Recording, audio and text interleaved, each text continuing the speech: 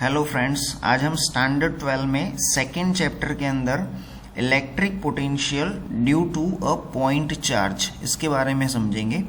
देखो, previous topic के अंदर इलेक्ट्रिक पोटेंशियल के लिए हमने एक ऑलरेडी फॉर्मूला डिराइव किया हुआ है, that is V is equals to W upon Q। यहाँ पे इलेक्ट्रिक पोटेंशियल के लिए हमारे पास एक और डेफिनेशन है। Electric potential is the amount of work needed to move a unit positive charge from infinite to a point in the electric field without acceleration। Okay, देखो हमने यहाँ पे एक यूनिट चार्ज कंसीडर किया हुआ है, ठीक है, यानी कि इसको हम सोर्स चार्ज भी बोल सकते हैं। इसका मैग्नीट्यूड कितना है तो Q जितना है। अब इस चार्ज से R जितने डिस्टेंस पे हमने एक पॉइंट मार्क किया हुआ है, दैट इज पॉइंट P। अब हम क्या करेंगे तो इनफाइनाइट डिस्टेंस से एक +1 कूलम चार्ज को हम लेके आएंगे एंड उसे हमें कहाँ तक लेके आना है तो पॉइंट P तक लेके आना है, ठीक है। सो फॉर दैट हम in between point P and infinite distance एक जनरल पॉइंट A कंसीडर करेंगे which is at distance x from the source charge. Okay, अब जैसे ही ये +1 कूलम चार्ज को यहाँ पे लाके रखा जाएगा तो इसके ऊपर इलेक्ट्रोस्टैटिक फोर्स लगेगा। ये इलेक्ट्रोस्टैटिक फोर्स का मैग्नीट्यूड कितना होगा तो that is equals to KQ into 1 upon x²। Okay, तो इसके ऊपर ये 1 कूलम चार्ज के ऊपर पॉइंट A के पास जो इलेक्ट्रोस्टैटिक फोर्स लगेगा that will be equals to this much. Let's say this is equation number 1। Okay, अब देखो इसके ऊपर Fe लग रहा है इन दिस पर्टिकुलर डायरेक्शन। अगर मैं इसको against the electrostatic force work करके इसको डिस्प्लेस कर रहा हूं by dx in the direction of point P, तो इसके लिए मुझे जो स्मॉल अमाउंट ऑफ वर्क करना पड़ेगा वो कितना होगा। So that small amount of work will be equals to Fe vector Fe dot dx। Okay, तो ये वाला जो स्टेप है वो मैंने यहाँ पे लिखा हुआ है, ठीक है। तो dw इक्वल्स टू हमें कितना वर्क करना पड़ेगा तो that is vector Fe dot vector dx।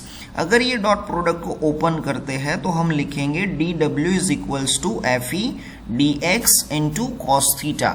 अब यहाँ पे आप देख सकते हो कि Fe एंड dx, ये Fe इस डायरेक्शन में है एंड डिस्प्लेसमेंट इसका इस डायरेक्शन में हो रहा है, तो Fe एंड dx इन दोनों के बीच का जो एंगल है that angle here is equals to 180 degree. Okay, तो अगर हम डॉट प्रोडक्ट को ओपन करेंगे तो Fe dx cos थीटा में थीटा कितना हो जाएगा, so that will be equals to 180 degree. अब देखो आगे हमने लिखा हुआ है कि Fe के बराबर कितना है हमारे पास, तो Fe is equals to we have KQ upon x²। Okay, जो ये इक्वेशन 1 है इसकी हम बात कर रहे हैं, ठीक है।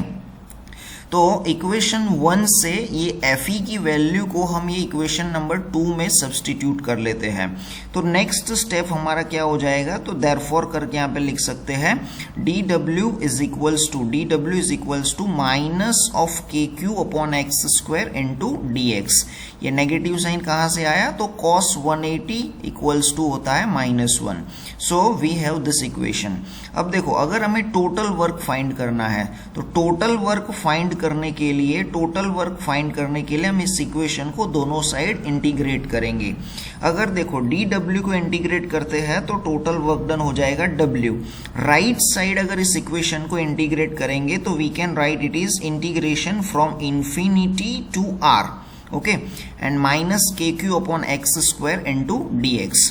अब देखो इंटीग्रेशन जब भी हम करते हैं तो इसके कुछ बेसिक रूल्स हमें याद रखने होते हैं, जैसे कि जो कांस्टेंट क्वांटिटी है उसको हम ऑलवेज इंटीग्रेशन से बाहर ले लेंगे। तो माइनस KQ को हमने बाहर ले लिया, इंटीग्रेशन इंफिनिटी टू R, ये x² जो है इसको हम ऊपर ले लेंगे तो ये हो जाएगा x⁻² इंटू dx। ओके, अब देखो हम यहाँ पे एक आइडेंटिटी जानते हैं, integration x into dx is equals to क्या होता है तो इज इक्वल्स टू होता है x⁻n+1 upon n+1 plus constant.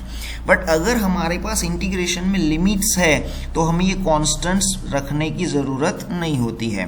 तो देखो यहाँ पे हम अगर नेक्स्ट स्टेप में जाएंगे बाय यूजिंग दिस आइडेंटिटी, इस इक्वेशन को ऐसे लिखा जा सकता है W is equals to minus K Q and square bracket के अंदर अगर इस आइडेंटिटी को हम यूज करते हैं तो हम लिखेंगे x raise to minus 2 plus 1 upon minus 2 plus 1 and limit लगाएंगे इन्फिनिटी टू r। ओके, अब देखो जब हम इसको सिंप्लीफाई करते हैं तो हमारे पास नेक्स्ट स्टेप क्या आएगा, तो नेक्स्ट स्टेप में यहाँ पे देखो ये है minus K Q, okay, and square bracket के अंदर x रेस टू हमारे पास माइनस 1 होगा एंड डिनोमिनेटर में माइनस 2 प्लस 1 यानी माइनस 1 होगा, ठीक है, एंड लिमिट क्या है, तो लिमिट है इन्फिनिटी टू r। अब देखो ये जो माइनस की साइन है और ये माइनस की साइन है, तो ये दोनों अगर हम कंसीडर करें तो ये माइनस माइनस हो जाएगा प्लस, ये x रेस टू माइनस 1 है, अगर हम इसको डिनोमिनेटर में डाल देंगे तो ये हो जाएगा 1 अपॉन एक्स एंड लिमिट है इन्फिनिटी टू r। ओके, अब क्या करेंगे, तो अब हम करेंगे upper limit minus lower limit, तो w is equals to k Q, upper limit minus lower limit करेंगे तो स्क्वायर ब्रैकेट के अंदर अपर लिमिट यानी 1 upon r minus 1 upon infinity. Okay, and अगर हम इसको देखें तो 1 अपॉन इन्फिनिटी क्या होता है, तो 1 upon infinity is equals to हो जाता है 0। सो देयरफॉर करके हम लिख सकते हैं w is equals to k q upon r। According to the definition जो वर्क हमारे द्वारा किया गया है वो वर्क ही इसका क्या हो जाएगा, इलेक्ट्रोस्टैटिक पोटेंशियल हो जाएगा। So we can write this formula v is equals to k q upon r। Okay, अब देखो इसमें अगर हमारे पास जो चार्ज गिवन है ये चार्ज की वैल्यू अगर पॉजिटिव होगी तो इलेक्ट्रोस्टैटिक पोटेंशियल भी हमें पॉजिटिव मिलेगा, एंड अगर चार्ज हमारे पास नेगेटिव है तो इलेक्ट्रोस्टैटिक पोटेंशियल हमारा नेगेटिव होगा।